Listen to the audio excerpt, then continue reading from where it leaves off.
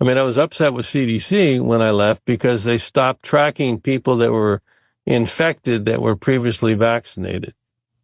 So if you didn't Why? track it, well, because then you couldn't report that there were people vaccinated that got infected. But no, wait, why did they stop tracking it?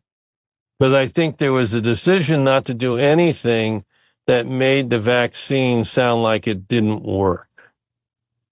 You know, I've always tried to be honest that I think there was some major mistakes in the vaccines. They should have never been mandated. I also felt that people should have been more honest about the fact that there were side effects to those vaccines and some people were actually harmed. The other thing I thought there should be, you know, more honesty about the fact that the vaccines don't protect against infection. I remember Biden saying, you know, this is an epidemic of the unvaccinated. Because what is happening in America right now is a pandemic of the unvaccinated. Let me say that again. It's a pandemic of the unvaccinated.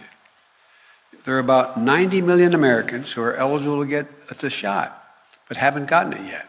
When I was Hogan's chief public health advisor in Maryland after I left CDC, I was saying, wait a minute, 2/3 of the people that I'm seeing infected in Maryland have been vaccinated. I mean, the president of the United States said it. Biden said this was an epidemic of the unvaccinated.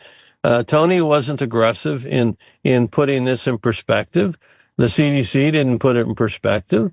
The reality is this vaccine, listen, it's a short duration in which this vaccine provides some efficacy, maybe 4 to 6 months max. You know, if you came down and visited me and interviewed my patients, you know, you'd interview patient after patient after patient that did not have COVID, but are very sick. Right. You would say very sick long COVID patients. And it's all from the vaccine. Now, what is it, Chris? Well, it's the spike protein is immunotoxic. All right. When you get infected, it's immunotoxic. But when you give the vaccine, we make the spike protein. Now, this is my opinion. Okay.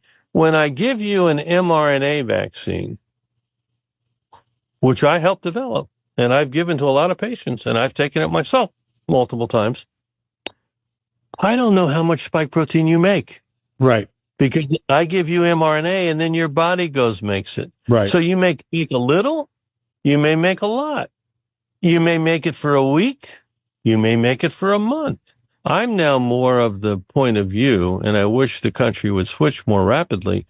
I'm more of the point of view, and in my clinical practice, I use the protein vaccine. So I know exactly how much spike protein you get.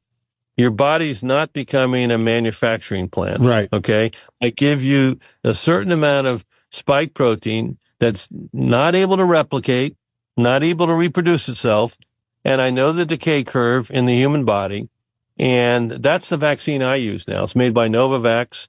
I think it's, in my view, doesn't have all the nuances that we don't understand about those individuals that looks like there's prolonged production or impact or negative consequence from spike protein in some people that get the mRNA vaccine. It's still rare, but it's real. Was there overreach by the government? I think there's no question about it.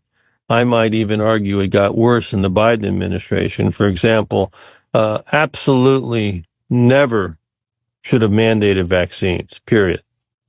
Terrible decision. These vaccines do not prevent infection. They prevent serious illness and death, and those of us at risk for serious illness and death. And that's predominantly those with significant comorbidities and over the age of 60 or over the age of 65. So the rationale for mandating vaccine for healthy firefighters and policemen and the military, you know, and hospital workers teachers was emotional. It wasn't. And it shouldn't have happened. We should have always honored individual choice on those vaccines. Secondly, we should have given more credit, and I tried to argue for this, that, you know, immunity from infection has value too. To say that it was of no value, and we had people who lost their jobs who were immune by infection, short-term immunity, but they had antibodies directed against this virus from natural infection, and they lost their jobs because they didn't get vaccinated. overreach.